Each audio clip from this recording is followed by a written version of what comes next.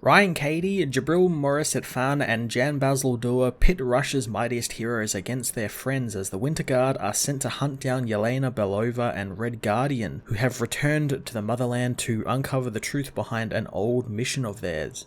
Ryan Cady expands the Winter Guard's story from Jason Aaron's current Avengers run, giving them a great action-packed debut that also made sure to bring back Red Guardian and Yelena, two characters who recently appeared in the Black Widow MCU film. Therefore, it makes sense to make them the focal points of this series. I like that Marvel now has another spy espionage book going aside from the Black Widow book and to a lesser extent the Captain America book, and one that is focusing on characters I find quite interesting and ones that have in recent years been criminally underused or have only served as villains. So I like we're getting the other side of that story where they're actually being heroes and want to be heroes for Russia. That's sort of on full display here as we find out that the Winter Guard aren't too keen to become the hitmen for Russia's elite, which is what Red Widow is trying to make them, with most of them joining the team for actual good legit reasons for their nation. So there's a bit of an organic drama between the heroes in the team that comes from that, and with the added idea that one of them is a traitor, there is this kind of great sort of throwback to old school Cold War paranoia to the book, since you never know who's really going to turn on who.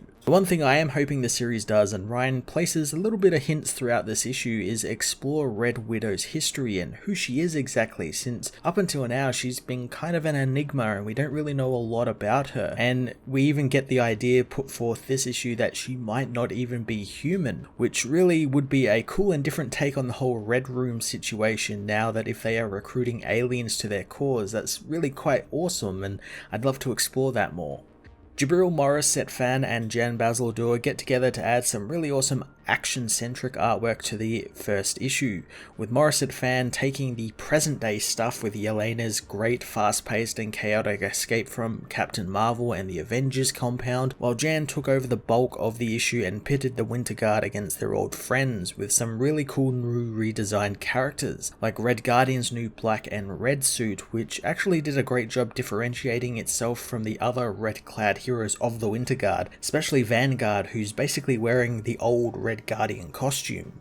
Winter Guard issue 1 was a great action-packed issue that expanded the Winter Guard's stories from a side plot in the Avengers book and put together an interesting paranoia-filled story that looks to explore the team's idea on what a superhero team is and what it should be for the country. I'm going to give this issue a 9 out of 10.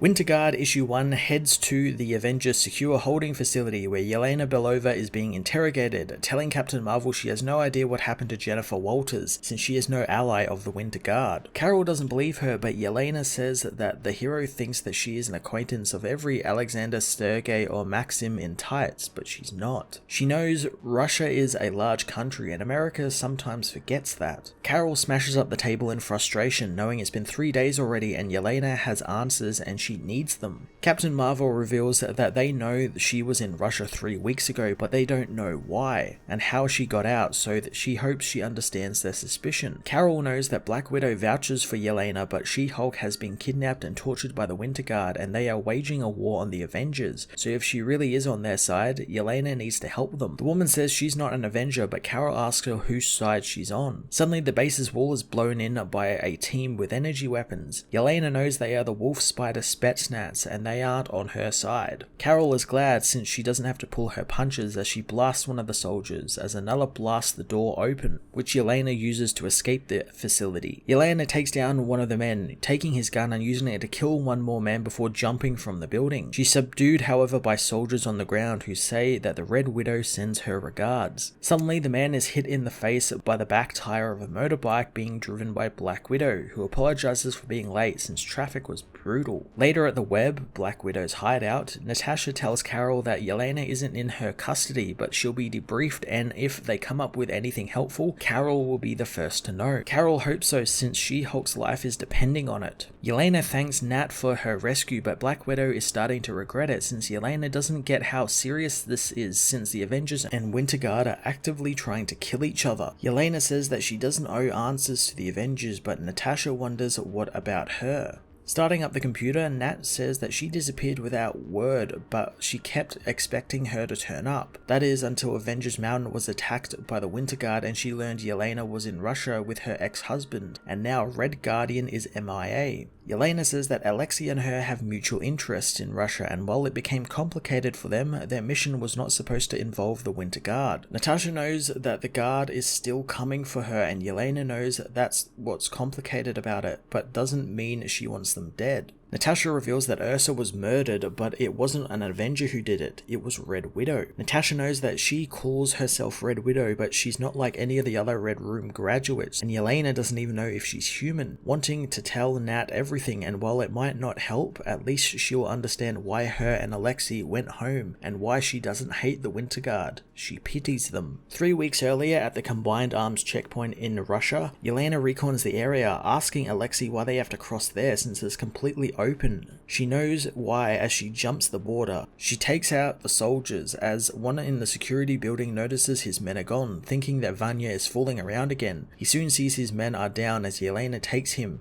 but is stopped by Alexei, who wants him left conscious to report what he sees, since they aren't slinking into the country like smugglers. They are coming home, and all of Russia needs to see the Red Guardian has returned. At the Uragan, Red Widow debriefs her team about their mission to arrest Red Guardian, saying that he's been MIA since the end of the Cold War, only to resurface in America after rotting in prison for years, and now 18 hours ago he broke through the borders and returned to Russia with Yelena Belova. The woman knows that they are heading for a decommissioned Koshki Air Station and to a KGB facility there that used to serve as Red Guardian's base of operations. Red Widow tells the others that the Security Council considers them high priority threats and they are to be captured or killed, but they are not to flex their costumed egos since this is a manhunt. The Winter Guard don't have any questions, but Crimson Dynamo says that he is in charge, not Red Widow. Vanguard tries to calm him down, but Darkstar knows Dimitri is right and they didn't reform the team to be mercenaries. Ursa says that the Red Room is for things like this and it seems like a waste of their resources. Red Widow knows that she will share their concerns with the council after they have brought the traitors back to Moscow. Ursa knows that it will be a bloodbath, so there's no point being sober for it, as Perrin knows that this work is beneath a god like him, but Chernobog knows it is their kind of work though. Dynamo says that he didn't agree to lead a hit squad, and while they can say whatever they want about Yelena, Alexei was a national hero. Vanguard says he's not a hero since the Red Guardian they knew is long dead, even if he was worth idolizing in the first place, and they are the only ones who should bring him in. Darkstar knows that they wanted Russia to have their own Avengers, but Dynamo hoped for less emphasis on the vengeance part, and besides, the Avengers would have flown there. The Uragan train soon arrives at the old KGB base, with Red Guardian and Yelena spotting them on the arrival. Alexei is confused as to why the whole team is after two non-superpowered beings, knowing that they will stay long enough to make an impression since they have what they came for and need to get the rest of the hard drives. Yelena asks if it's worth it, but Alexei tells Yelena to stall them a little since he will prepare their exit strategy. Perrin meanwhile delivers the team their fog of war as Ursa picks up a trail. Dynamo wonders why they are led there as Vanguard feels like this place is haunted, using Darkstar's power to search the building room by room since the woman isn't afraid of any ghosts. Vanguard opens up a floor grate which shoots flames out of it as Dynamo puts the booby trap out, telling the team to stay alert. Chernobog finds Darkstar in one of the buildings, asking if they startled her, but the mutant knows no more than usual, asking the being what else they are a god of apart from blood and darkness. Chernobog says that they are the god of secrets, as Ursa is confronted by Yelena, who gets the drop on the drunken bear despite him smelling her close by. Yelena knows that they tortured and imprisoned him and now he's come crawling back to them to play superhero. Ursa asks where she thinks he should have gone since he's not fit to frolic on Xavier's island like the other mutants, and this gives him a chance to do good for his people while she plays bodyguard, not realizing assassins could be so gullible. Yelena wants to help him, telling him to look into Red Guardian's last assignment and ask about Operation Snowblind. Yelena escapes the bear's grasp, exploding bombs that she had planted all over him while telling him to trust her. Alexei meanwhile finds what he is looking for as Vanguard confronts him, telling the hero he's bringing him in. Alexei isn't impressed with his replacement, knowing he cuts quite the heroic figure, although he thinks the shield is a bit much. Vanguard demands he hand over the case and surrender, but Red Guardian refuses as Vanguard attacks. Alexei throws his boomerang at the man, but Nikolai bats it out of the way. The weapon, however, comes back, smashing him in the face and pushing him from a window. Red Guardian tells the defeated man that he told him his shield was a bit much and he's always preferred the boomerang. The tower Alexei is in explodes as Crimson Dynamo attacks, demanding Alexei stand down. The hero knows that that's the spirit as the team surrounds him. Red Widow isn't happy Belova wasn't stopped by the team, but Ursa says despite his training, she is very resourceful. Perrin is sick of skulking around and the arriving Chernobog agrees since it's time for blood. Darkstar knows that the fight is over, but Vanguard isn't so sure since while he can fly, Red Guardian still threw him out of a building. Alexei knows Dynamo would be on his side if he only had the time to show him, but Dmitri knows there's plenty of time on the trip back to Moscow. Alexei knows others are easily convinced since how would they think he's managed to stay ahead of them all day since they have a traitor in their midst. He activates a device overriding Crimson Dynamo's armor and blasting the Winter Guard with it. Vanguard attacks, wanting to know what he has done as Alexei knows they can either stop him or they can help Dmitri, but they can't do both. Darkstar tries to contain her friend's suit as Perrin stops Chernobog from helping since Darkstar doesn't need his help.